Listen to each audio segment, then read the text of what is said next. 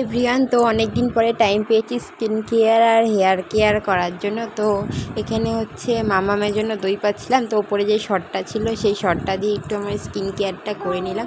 তারপরে দেখো মুখটা ধুয়ে নিয়েছি, মুখটা খুব ভালোভাবে ক্লিন হয়ে গেছে। আর এখানে আমি অ্যালোভেরা দিয়ে অয়েল বানাচ্ছি। আমি এখানে নিয়েছি কোকোনাট অয়েল আর অ্যালোভেরা ছোটো ছোটো করে কেটে নিয়েছি, তেলের মধ্যে দিয়ে দিয়েছি। অবশ্যই একটা চাটু বা জলের ওপরে এই তেলটা তোমরা বানাবে। তেলটা খুব উপকারী। আমি তো বেশি কিছু ইউজ করতে পারি না, কিন্তু মাথার জন্য এই তেলটা ইউজ করি, খুবই উপকার। হেয়ার ফল কমায়, তোমাদের হেয়ার গ্রোথ হতে সাহায্য করবে। তারপরে অল্প অল্প করে, আর তেলটা না ডবল বয়েল প্রসেসে হট অয়েল হালকা হালকা যখন গরম থাকবে তখন ইউজ করবে।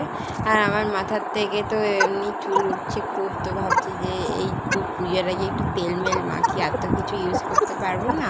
আর এখানে দেখো মাম তো আমার সাথে কী করছে, তেল মাখতে দিচ্ছিল না, মুখে কোনো কিছু করতে দেয় না। দেখতেই পাচ্ছ তোমরা, আমাকে বারবার এসে চুল টানছে, চশমা পরাচ্ছে। এটাই হয়, বাচ্চা হওয়ার পরে আর স্কিন কেয়ার হয় না, তাও করেছি কোনো রকমভাবে।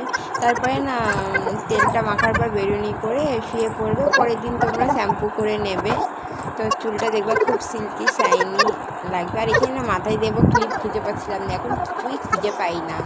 আর আশেপাশে যেই জামা কাপড়, ওগুলো আমার মামা আমি একটু অ্যাভয়েড